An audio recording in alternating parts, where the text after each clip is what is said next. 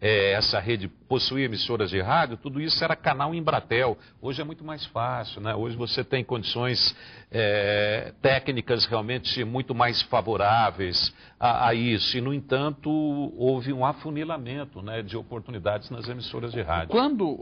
Até para fazer esse grau de comparação, quando o Curitiba foi campeão brasileiro em 85, o Fernando estava lá narrando o jogo, havia, se eu não estou enganado, Fernando, 7 ou 8 emissoras de rádio de bom nível em Curitiba. Exatamente. Não estou falando em audiência, estou falando em nível, em qualidade de profissionais. Quando o Atlético foi campeão, já eram 4. Hoje são quantos? Hoje, a rigor, eu não quero criticar colegas, até porque eu acho que eles não são os menos culpados. Mas, a rigor, rádios organizadas, hoje são 2. As outras estão um pouco abaixo disso.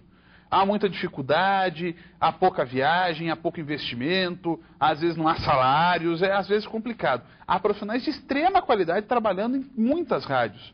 Só que não há organização e talvez não haja o interesse de fazer um radiojornalismo de qualidade. Há um interesse em preencher espaço, né, Fernando? É verdade. Agora, para não fugir, por exemplo, do tema inicial aqui, né, no caso Copa do Mundo, eu acabei fugindo um pouquinho. Quando eu estava tentando me lembrar de uma cobertura de uma Copa América na Argentina, em Córdoba. Isso foi em 1987, até então não tinha tido a oportunidade de fazer cobertura de Copa do Mundo. E eu me lembro que tivemos a Copa do Mundo da Argentina em 78, mas praticamente 9 anos depois fomos acompanhar a seleção brasileira lá em Córdoba, onde foi a sede para a chave do Brasil. Na Argentina, e fiquei surpreso, por exemplo, com a qualidade do estádio que trabalhamos, mas tudo aquilo foi um legado da Copa do Mundo, né?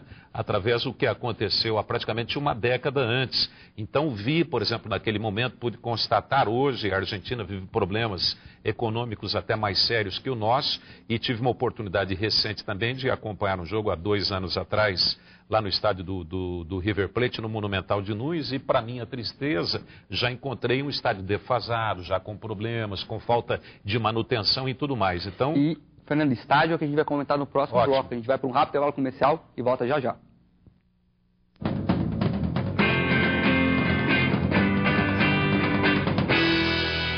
Em seus 50 anos, a Tuiuti construiu muitas histórias. Histórias de felicidade e de realização. Essa é a nossa vocação. Parabéns, Calouro UTB.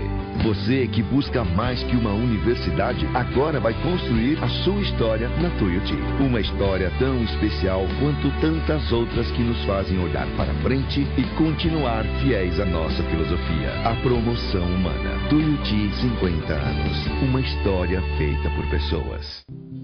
A vida é um longo caminho que precisamos percorrer, superar barreiras, tomar decisões. Mas às vezes, quando a maior parte desta caminhada está vencida, precisamos de ajuda. A solidão é o final mais triste para a vida de qualquer pessoa. Compartilhe um pouco do seu carinho e atenção.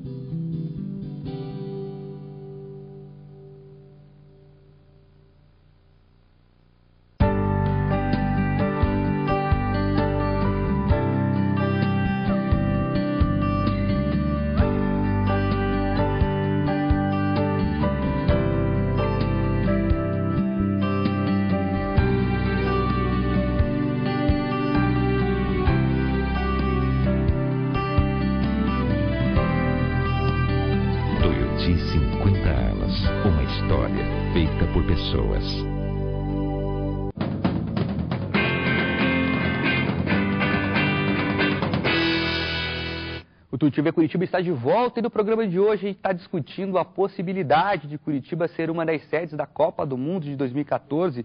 E caso isso aconteça, o futebol deve ter muito mais apoio na cidade. E a gente estava falando dos estádios, Fernando. Praticamente definido que a Arena da Baixada deve ser o local. Como é que você vê isso? Olha, é um ponto a mais que Curitiba tem, realmente, para ser confirmada como Copa do Mundo. Eu tive uma experiência agora recente, mês passado ainda, Christian, Estive realizando um trabalho em Cuiabá, aquele jogo pela Copa do Brasil do Paraná com a equipe do Misto. Lá o Paraná venceu por 2-1. E no dia seguinte fui realizar um trabalho em Campo Grande. E então eu pude vivenciar lá a rivalidade entre as duas cidades, né? Porque uma das duas vai ser a cidade sede que eles chamam a Copa do Pantanal. É a sede pantaneira, né? Exatamente. Então ali a gente vê que falta tudo numa comparação, com todo o respeito que a gente tem pelo Mato Grosso do Sul. Eles vão ter que construir praticamente novos estádios, eles têm problemas da rede hoteleira, vão ter que fazer um trabalho importante também junto aos aeroportos, né? Então a gente vê que nesse ponto Curitiba está muito mais adiantado. Em termos de estádio, então nem se fala, porque a Arena ela está 60% pronta. E essa questão da disputa que você falou, Christian, a imprensa teve um papel importante para evitar essa discussão clubística, né, essa rivalidade entre os times, interferisse na questão do estádio, né? Alguns times chegaram a cogitar, a torcida e tal. O que é importante nesse momento é unificar o futebol paranaense para trazer a Copa, né? A gente não vai chegar aqui e achar, naqueles sentimentos de poliana, que vai ser tudo lindo, que os torcedores do Curitiba vão achar que a Copa na Arena é maravilhosa, os torcedores do Paraná a mesma coisa. Só que quem está vivendo essa situação precisa ter racionalidade. Se você tem um estádio que já está 60% concluído, como disse o Fernando, que tem todas as características e exigências que a FIFA pede, você tem que apontar esse estádio como um estádio a ser utilizado. Isso é ponto pacífico. Não há como discutir que a Arena é a sede curitibana da Copa do Mundo. O Curitiba ameaçou construir um estádio novo, a coisa meio parou, ainda tem que ter aval da prefeitura, essa coisa toda. Não, a Baixada já está pronta. Aí nós temos que ir para um outro lado. O que precisa a Baixada para ser a sede, né, Fernando? O estádio, primeiro, tem que ser concluído. E segundo, há que se fazer uma profunda intervenção urbanística na região do Água Verde. E aí, os moradores do bairro que nos desculpem, mas vão ter que mexer em árvore, vão ter que mexer em rua, vão ter que mexer em praça, mas é uma necessidade. E depois será um legado.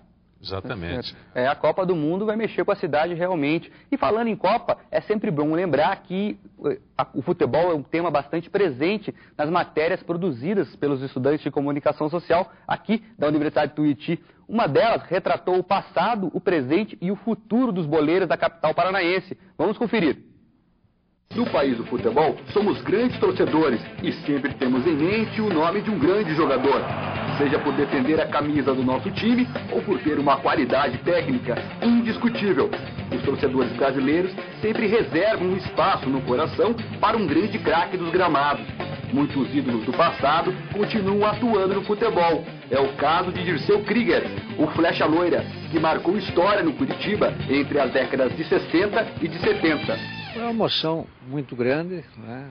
Um prazer enorme de termos essa oportunidade de jogarmos no Curitiba, essa grandiosidade de clube que é, essa torcida também maravilhosa que sempre nos apoiou e nós tivemos realmente momentos inesquecíveis. Há várias histórias que provam a paixão pelo esporte. A que mais marcou foi quando passou uma semana na UTI, depois de trombar com um goleiro numa partida entre o Coxa e o extinto Água Verde.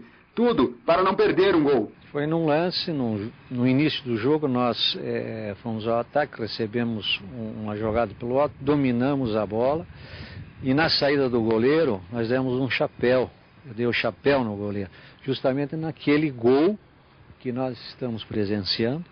Eu fiquei observando para ver se a bola entraria ou não e houve o choque. Nos tempos de Krieger, o futebol era diferente. O atleta defendia praticamente toda a vida o time do coração. Já hoje não é bem assim. O troca-troca entre times é tão grande que até mesmo a torcida fica confusa na hora de falar a escalação do time do coração. Agora, no momento, não. Tá meio difícil, entendeu? Sei. O base eu sei. Ah, não. Completo não. E jogador que vai, jogador que chega, mas na base a gente tem a noção, assim, entendeu? Um dos atuais destaques do Atlético Paranaense, o goleiro Rodrigo Galato, começou a vida esportiva no Grêmio. Para ele, jogador tem de ser profissional, independente de em qual time jogue. Aos 13 anos fiz um jogo contra o Mais Colinha de Porto Alegre, que tinha um olheiro do Grêmio, e ele me viu e me convidou. Até então no Grêmio foram 11 anos, mas eu sou profissional. Eu acho que todas as partidas que eu estiver vestindo a camisa do Atlético ou um outro clube jogar contra o Grêmio, eu vou fazer o máximo para pro meu time ser vencedor. O sonho de ser jogador de futebol começa mesmo muito cedo. Essa galera que está aqui tem entre 5 a 10 anos e não tem dúvida na hora de falar o que quer ser quando crescer. Quem quer ser jogador de futebol aí, galera?